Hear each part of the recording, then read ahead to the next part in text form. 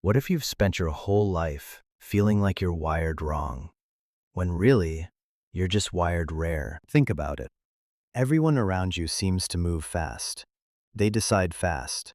They talk fast. They walk into a room and start talking before they've even finished looking around. You don't work that way, and you never have. You need silence before you can think clearly. You need a few extra seconds before you speak. Because you're still turning the sentence over in your mind, making sure it's actually right before it leaves your mouth. You notice things other people walk straight past. A shift in someone's tone. A detail in a room nobody else registered.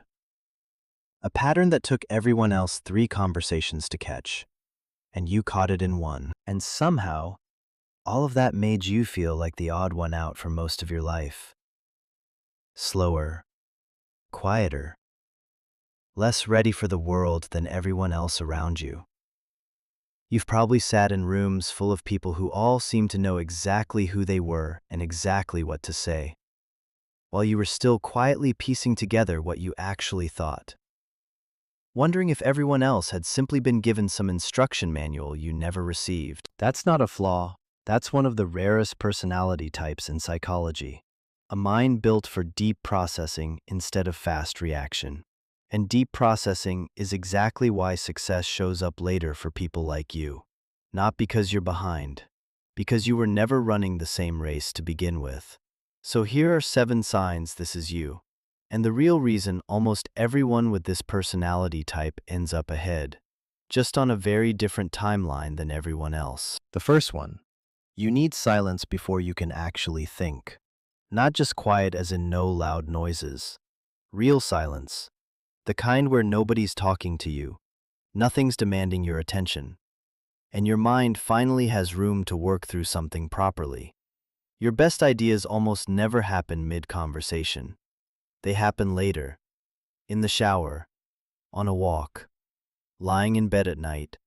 Replaying something someone said hours ago and finally understanding what they actually meant. Meanwhile, you watch other people think out loud, working a problem in real time, adjusting mid-sentence, arriving at an answer while everyone's still listening. You can't do that. And for a long time, you probably assumed that meant something was missing in you. Slower, less sharp. Here's what's actually happening. Your brain isn't built for real-time processing the way theirs is. It's built for depth. Information doesn't just get logged and responded to. It gets cross-referenced against everything you already know, tested against past experience, before you're willing to call it a real thought. That takes time. It also means the answer you finally reach is usually more accurate and more durable than something formed in the first 3 seconds of a conversation. The people who process fast get to speak first. The people who process deep get to be right more often. And being right, over years, compounds into something the fast talkers never quite catch up to. This shows up in small, everyday moments you might not even clock as significant. Someone asks what you think of a plan at work, and instead of answering on the spot, you say you'll think about it and follow up tomorrow. To a fast processor, that sounds like avoidance. To your brain, it's the only honest way to give an answer that's actually worth something. You'd rather send a thoughtful message an hour later than say something half-formed in the moment just to fill the silence. Next time you need a quiet moment before responding to something, don't apologize for it. That gap isn't hesitation. That's the actual work happening. And once you start noticing that pattern in yourself, you'll start noticing something else, too. The way you pick up on details almost nobody else in the room seems to catch.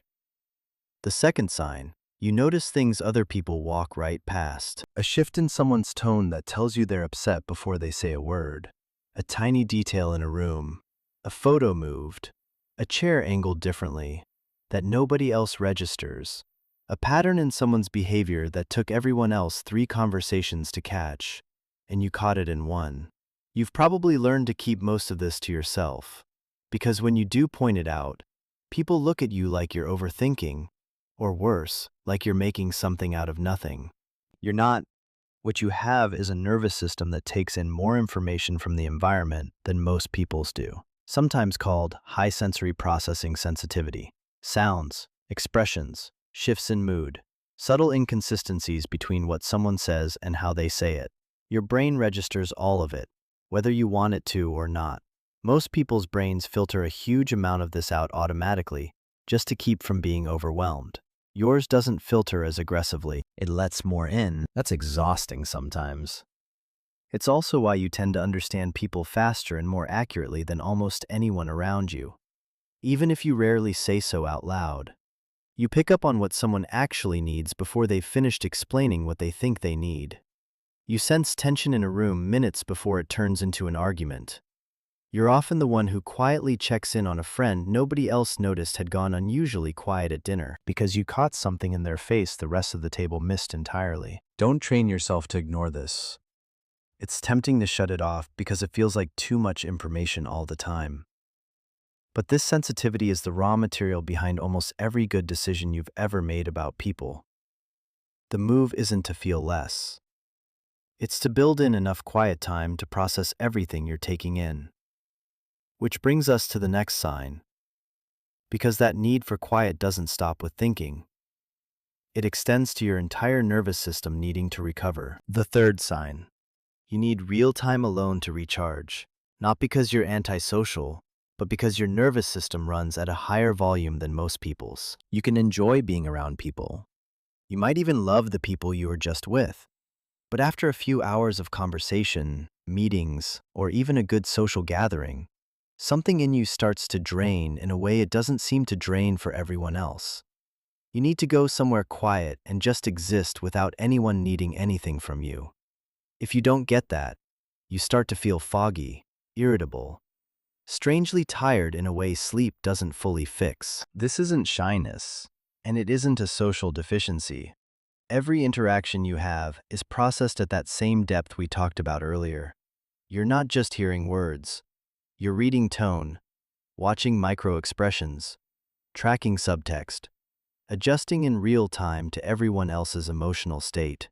That's a lot of continuous processing running in the background of every conversation. Eventually, the system needs to power down and recover, the same way a muscle needs rest after real effort. Not because it's weak, but because it actually did the work. You might notice it most clearly the day after a big event, a wedding, a work conference, a long family visit, when you wake up feeling like you're moving through fog, even though you slept fine. That's not a character flaw. That's a nervous system paying off a debt it quietly accumulated the day before. The fix isn't forcing yourself to be more social, and it isn't isolating completely either. It's protecting pockets of real recovery time as non-negotiable, the same way you'd protect sleep. And if you're still watching this, it probably means part of you already knows these patterns are real. You've felt every one of them. Most people scroll past videos like this without a second thought.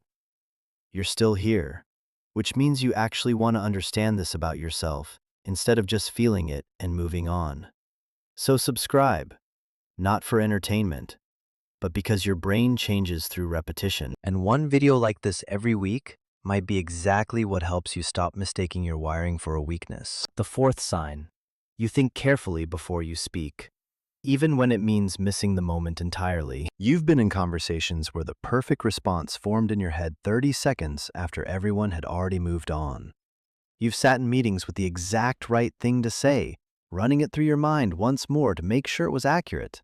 And by the time you were ready, someone else had already said something close enough that the window closed. It's happened often enough that you've probably wondered if you're just too slow for the pace everyone else operates at. You're not slow, you're accurate. And accuracy takes longer than speed. Before a sentence leaves your mouth, it gets checked. Does this actually represent what I mean? Could this be misunderstood? Most people skip that check and just say the first coherent thing that comes to mind. You don't skip it. That's not a flaw in your process. It's an extra step most people's brains don't bother running. The trade-off is real. You will lose some moments. You'll watch faster talkers get credit for ideas you were about to say better. And that's fair to feel frustrated about. You've probably left meetings replaying the exact sentence you should have said, wondering why it only became clear once the room had already moved on. Notice, too, how this shows up in writing versus talking. Give yourself a text message, an email, a written response instead of a live conversation, and suddenly the exact right words show up without any delay at all. Because the pressure of real-time speed is gone, and your natural processing speed finally gets to run at full capacity, uninterrupted. But here's what matters over time: the rooms that actually reward accuracy over speed. And there are more of them than you'd think, especially the further you get in any serious field, are exactly where this trait stops being a disadvantage and starts being the reason people trust what you say. You don't need to talk faster. You need to find the rooms built for people like you and stop hesitating over whether you've earned the space in them. That mismatch between how fast the world moves and how carefully you're built to move through it is also why, for most of your life, you've probably been misread as something you're not. The fifth sign: you were called quiet, shy, or slow to warm up for most of your life, and it never quite felt accurate. Somebody probably said it about you before you were even old enough to understand what it meant. A teacher telling your parents you needed to come out of your shell. A relative joking that you were the serious one, the one who watched instead of played. It followed you into adulthood, too. The coworker who seems surprised you have opinions at all. The friend who says you're hard to read, as if reading you should have been effortless in the first place. Even years into a friendship, someone might say they're just getting to know the real you, as if you'd been holding out on them, when really you were simply revealing yourself at the only pace that ever felt honest. None of those labels were really about you. They were about how fast you reveal yourself, which is a completely different thing from how much you actually have to offer. Fast. Expressive people get read correctly right away, so they get credited immediately. People like you reveal slowly, layer by layer, over months or years of actually being known. So the credit arrives late, if it arrives at all, in rooms where nobody sticks around long enough to see it. It's worth noticing how differently this plays out, depending on who's doing the observing. A stranger meeting you for the first time might genuinely underestimate you, but the people who've actually stuck around, a longtime friend, a partner, a mentor who gave you more than a first meeting to prove yourself, almost always describe you in completely different terms than the ones that followed you around in your early years. Capable, perceptive, someone whose opinion they specifically seek out. This is the part that matters. None of that early misreading has anything to do with your actual capability.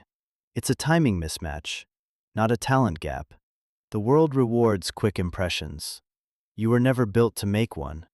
The move isn't to force a faster first impression. It's to stop expecting to be understood quickly, and instead invest in relationships and situations that last long enough for the real picture to come through. Because that's the only timeline you've ever actually needed. And that same slow reveal is exactly why you can feel completely alone, even while standing in a room full of people who supposedly know you. The sixth sign: you can be surrounded by people and still feel completely alone. You've stood in a crowded room, at a party, in a family gathering, and felt a strange distance between yourself and everyone else, even while technically being included in the conversation. It's not that you dislike the people around you. It's that most of what's being said feels like surface, small talk, logistics, the same 5 topics recycled, while what you actually want is one real conversation with one person who's actually paying attention. This isn't a flaw in how you socialize. Your brain is wired to prioritize depth of connection over quantity of contact. A room full of 20 acquaintances doesn't register as connection to you the way it does to people wired for breadth. One real conversation, where someone actually listens and responds to what you meant instead of just what you said, does more for you than an entire evening of surface-level mingling ever could. That's why large groups can leave you feeling more isolated than being genuinely alone does. You can leave a party that everyone else calls a great time, feeling strangely emptier than when you arrived, simply because none of it touched anything real. Solitude, for you, isn't the same as loneliness. Loneliness is standing in a crowd where nobody's actually reaching you. Solitude is just quiet. and quiet doesn't feel lonely at all. This is also why the idea of networking in the traditional sense, collecting contacts, working a room, exchanging cards or quick introductions, has probably always felt slightly hollow to you, even when you forced yourself to do it well. It's not that you're bad at it, it's that it's optimizing for something your brain doesn't actually value. Stop measuring your social life by how many people you know or how often you're invited somewhere. Measure it by how many people actually know you, in the layered, patient way you reveal yourself to.